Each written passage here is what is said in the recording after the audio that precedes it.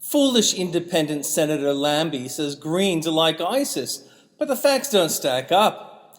Greens don't throw gays off rooftops or crucify Christians, and the behaviour of the Greens, what is similar to ISIS? Greens have their own diet. Greens collect in enclaves and don't assimilate well. Greens demand others be like them. Greens dismiss secular authority and claim to serve a higher purpose than any court. Greens want to raise their children their way.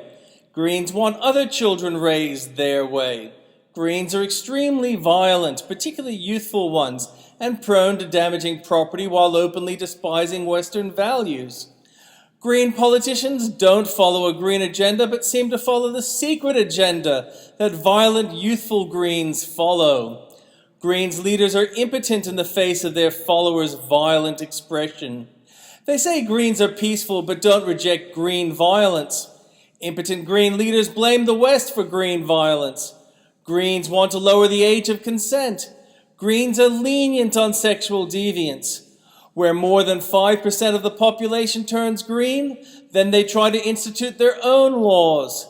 Green refugees are said to include violent green radicals trying to sponge off welfare states.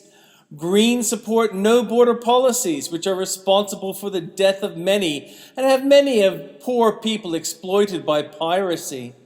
Greens take over $1 billion a day from the world's poorest and spend it on supporting their own billionaires. Greens are mainly atheists, but claim they are profoundly religious. I have green friends that are just like you and me and nothing like the above. Most Greens aren't violent. Greens seem inspired by communism and socialism. Nothing like ISIS or jihadis. Meanwhile, Australian Prime Minister Malcolm Turnbull is sad that Japan is legally allowed to hunt whales and wants to stop it, even if it means breaking the law. It is said Prince Charles favours Greens over Christians. For some, at the moment, the sex party has more credibility. My name is David Daniel Ball, and I am the Conservative Voice.